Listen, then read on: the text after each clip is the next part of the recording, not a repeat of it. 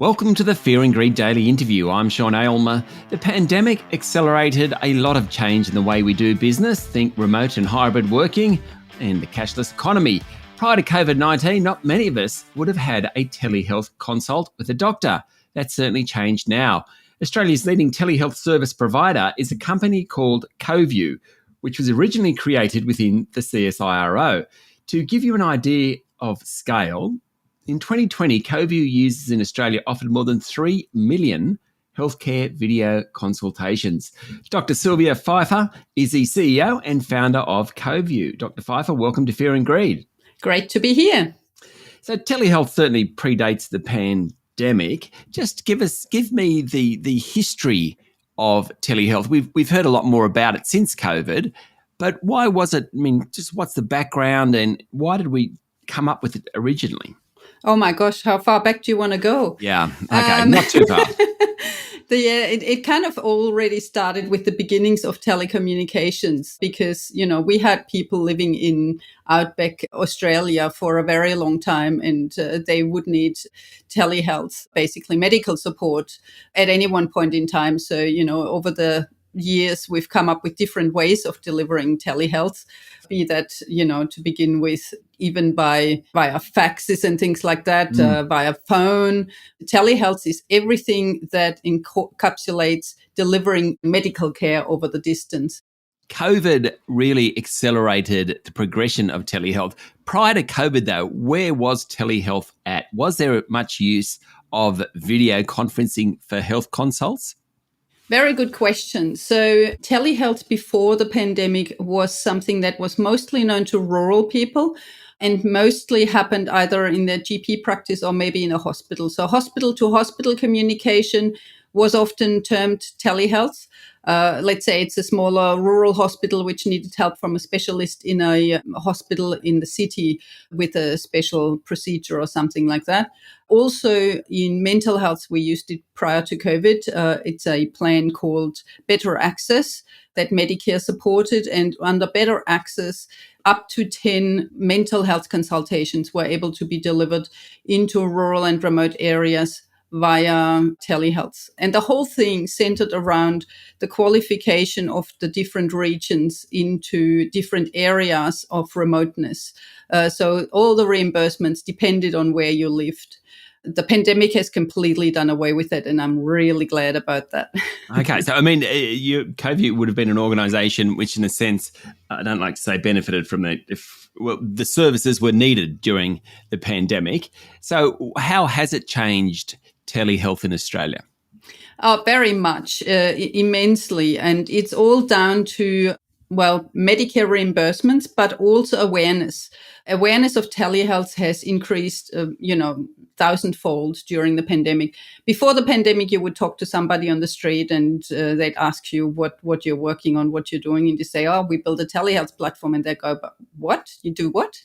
And now everybody knows what the word means. They've often already had a consultation via video, particularly during the pandemic.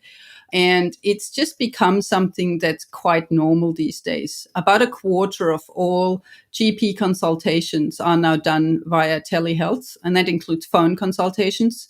The GPs do more phone consultations than video. And similarly, about a quarter of all Medicare reimbursed mental health consultations are done via video. Now, in mental health, it's actually video because that's a preferred interaction. Clinicians learn more from patients when they're on a video. Okay, so I kind of understand it, but there must be some limitations to telehealth. Sure. The biggest limitation is, of course, lack of touch. As a GP, when you have to examine a person physically, you can't easily do that via video. Some examinations, they found ways of doing it by guiding the patient to move their hand in certain areas themselves and then report on what they're feeling. You find ways of doing it. But the knowledge of a practitioner, also a specialist, is difficult to convey to somebody else's hands, be that a carer or the patient themselves. So that's obviously the limitation. But many other things, and in fact, almost everything else can be done via video call. Stay with me, Silvia. We'll be back in a minute.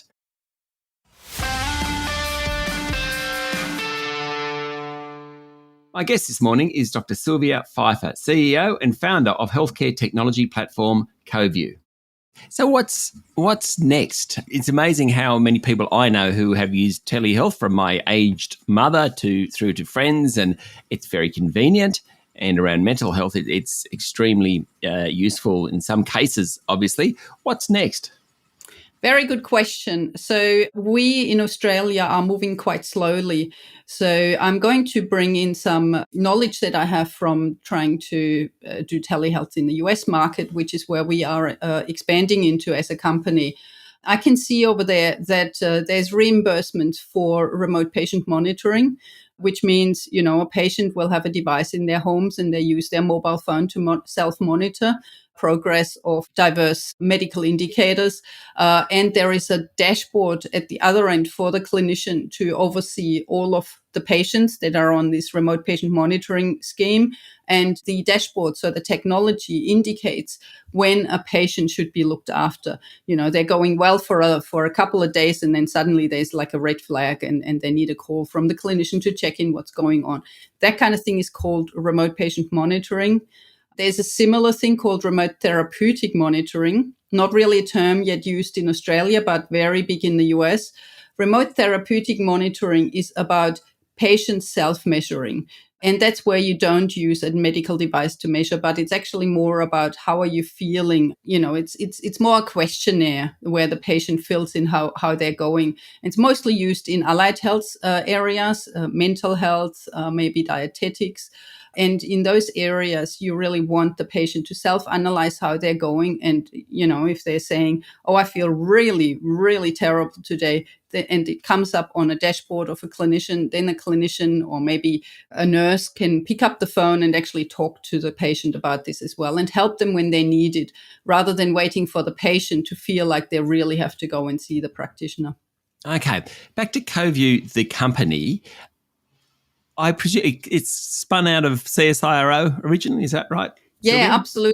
So my background is as a PhD in computer science, and I worked at the CSIRO twice, actually, after coming to Australia.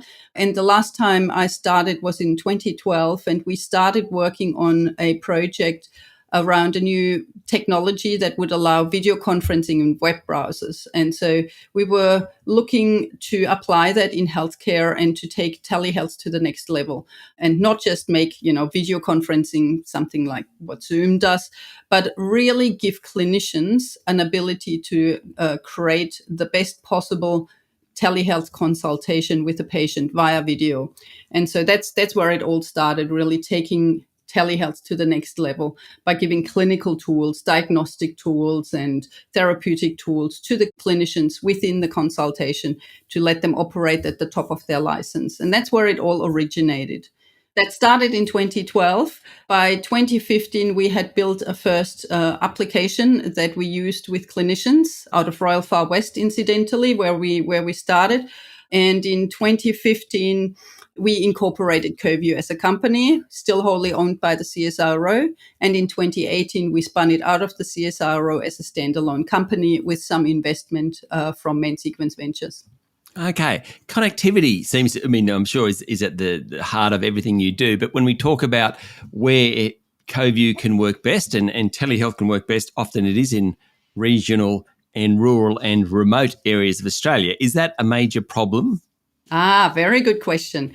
Connectivity is obviously the basis of everything we do. We need to have an internet connection to be able to deliver video calls and now also phone calls, incidentally, phone-only telehealth to our patients and to the clinicians to do with their patients. And connectivity in rural and remote areas has improved massively over the last 20 years. We used to basically just get satellite connections into those areas. Satellites are very high up, and the delays that they introduce into a video call are often not sustainable. You can't hold a normal conversation because of the delays. In more recent times, and that's also thanks to Elon Musk, he's actually brought a network to the world and also to remote Australia, where you can sign up for a near orbit satellite or a near orbit connection, which is the mesh of satellites. And through that, you can actually get almost as good a connection as you can get in urban areas now. So I honestly think within the next 5 years, we have the connectivity problem completely eliminated. Okay, and then a final question. Does government understand telehealth? Is it doing enough around telehealth? I would imagine at times there'd be interest groups who would not be fans of telehealth, but, is policy right to promote telehealth? That's a very complicated question. I am very grateful that the government has done what they did during the pandemic. And I think every person in Australia should be grateful that they brought in the telehealth and that they allowed us to get healthcare without having to be in personal contact with people. But since then, some decisions were made that were actually backwards, that were taking us almost back to pre-pandemic stage. I want to point out one particular decision. It's the so-called patient support service. And the patient support service means that a patient can sit with a GP while they're meeting with their specialist in an urban area. So it's particularly important for rural and remote areas where patients often don't have direct access to a specialist. Yeah. And what's happening is that we continue to have reimbursement for these sessions, but not with the GP present. So now that the patient has to meet directly with the specialist. And then that means that the GP actually loses out on understanding what's happening to this patient. We're taking away the ability for group care, for having this interaction between the specialist and the GP and getting a better quality of care for our patients. And I think that was a really poor decision that the government made, probably in an effort to unify things, thinking it wouldn't be necessary anymore because now patients can directly access the GPs and the specialists via telehealth. But we need to think more holistically. We still continue to have this thinking around it's all about a patient and a clinician talking to each other. Well, it's not. Every patient has a whole care team that they're talking to. They're talking to a mental health provider. They're talking to a dietetics provider, a physical therapist, a specialist, and there's a lot going into care. Particularly people with chronic disease have a really large group of practitioners that they interact with. And if those practitioners don't know what each other is doing, that's where we see it all fall down. And so I think a couple of decisions have been made by the government that they really need to reconsider and maybe bring in different ways of doing it. But group care should be something that we support and not actively discourage. Silvia, listening to you, I'm all for group care. I've just decided. I'm on board. Thank you very much for talking to Fear and Greed. Pleasure to be here. Thanks for having me. That was Dr. Silvia Pfeiffer, CEO and founder of Coviu. This is the Fear and Greed Daily Interview. Join us every morning for the full episode of Fear and Greed, Australia's most popular business podcast. I'm Sean Aylmer. Enjoy your day.